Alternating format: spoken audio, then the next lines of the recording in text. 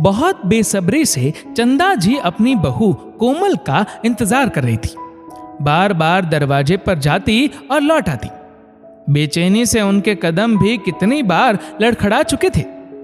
उन्हें इस तरह चहलकदमी करते देख पवन जी झुंझलाकर बोले, 2 पल चैन से बैठ जाओ अश्विन की मां, तुम्हारे इस तरह चक्कर लगाने से बहू उड़कर नहीं आ जाएगी। अश्विन का फोन आया था कि सामान बहुत ज्यादा है, इसलिए रिक्शा से नहीं टैक्सी से आ रहे हैं। टैक्सी से आ रहे हैं, रिक्शा से नहीं, इसीलिए तो और चिंता हो रही है, क्योंकि अब तक उन्हें आ जाना चाहिए था। अपनी असली खुशी को छुपाते हुए चंदा जी ये दिखाने की कोशिश कर रही थी कि उन्हें बहू का इंतजार है, लेकिन असलियत में वो बहू का नहीं बल्कि उसके साथ आ रहे सामान का इंतजार कर रही थी। मालकिन, बहुरानी और बिटवा आ गए। घर के नौकर रामू ने आकर खबर दी। चंदा जी जल्दी से दरवाजे पर पहुंची और बहू को टैक्सी से उतरते देख प्यार से बोली, आ गई बहू, सब कार्यक्रम अच्छे से हो गया ना?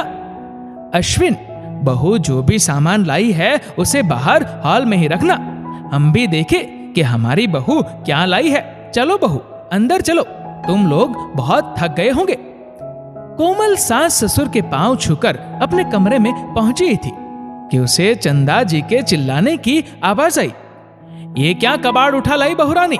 पुराना संदूक, बिस्तर बंद, रेडियो और इस अटैची में क्या है? इस कबाड़ को लाने के लिए इतना पैसा खर्च कर दिया?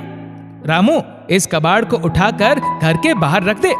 कल किसी कबाड़ वाले को बुलाकर इसे बेच देना, कम से कम इसे यहाँ लाने का भाड़ा तो मिल जाएगा।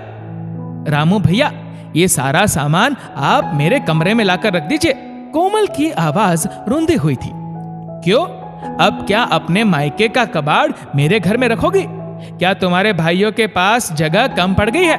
खुद पूरी जायदाद पर कुंडली मारकर बैठ गए और अपनी बहन को ये कबाड़ पकड़ाकर विदा कर दिया। चंदा जी गुस्से से बोली, मम्मी जी, ये कबाड़ नहीं, मेरे मायके की यादें हैं और यादों की कोई कीमत नहीं लगा सकता। और जहां तक मेरे भाइयों का जायदाद लेने का प्रश्न है, तो मम्मी जी, आपने ही एक बार बुआ जी से कहा था कि बहन बेटियों को विदा करने के बाद उनका मायके की जायदाद पर हक नहीं रहता।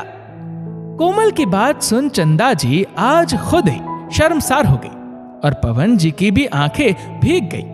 उन्होंने कोमल के सिर पर हाथ रखा और रामू से सब सामान कोमल के कमरे में रखने को कह दिया। आपने सुना कि बहू की जुबान कितनी लंबी हो गई है? चंदा जी अपनी शर्मिंदगी पर पर्दा डालते हुए बोली, बहू की जुबान नहीं, तुम्हारा लालच बहुत लंबा हो गया है। क्या गलत कहा बहू ने? याद करो, जब हमारे घर का बंटवारा हो रहा था, पिताजी चाहते थे कि रमा दीदी को भी छोटा सा हिस्सा दिया जाए, क्योंकि जीजाजी का बिजनेस ठप होने से उनकी आर्थिक स्थिति अच्छी नहीं थी। लेकिन तुमने अपनी देवरानी के साथ मिलकर इतना हंगामा किया कि रमा दीदी ने कुछ भी लेने से इनकार कर दिया, क्योंकि तुमने शर्त रखी थी कि जायदाद में हिस्सा या फिर मायके की गलियां। रमा दीदी ने मायके की गलियां चुनी। आज मेरी कोमल बहू ने भी वही किया।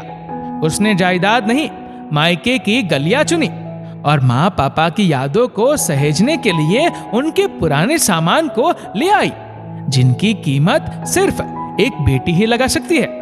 मुझे अपनी बहू पर गर्व है। पवन जी की बातों को सुनकर चंदा जी चुप हो गई। अब भला और कहती भी क्या? उन्होंने ननद रमा और बहू कोमल को अपनी जहरीली बातों से शर्मसार करने का एक भी मौका नहीं छोड़ा।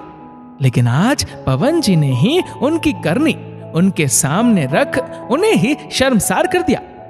बेटियां अपने मायके से सिर्फ यही चाहत रखती है कि उनके मायके में सब सुखी व समृद्ध रहे और उन्हें मायके में एक छोटी सी जगह मान सम्मान के साथ मिले, ताकि उनका मायका न छूटे।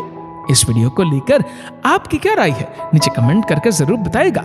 और अगर आपको वीडियो अच्छा लगा हो तो इस वीडियो को लाइक करेगा, शेयर करेगा ज्यादा से ज्यादा लोगों तक, और ऐसे ही और भी इंस्पिरेशनल वीडियोस के लिए सब्सक्राइब करें हमारे यूट्यूब चैनल को और फेसबुक पर फॉलो करें हमारे पेज को। धन्यवाद।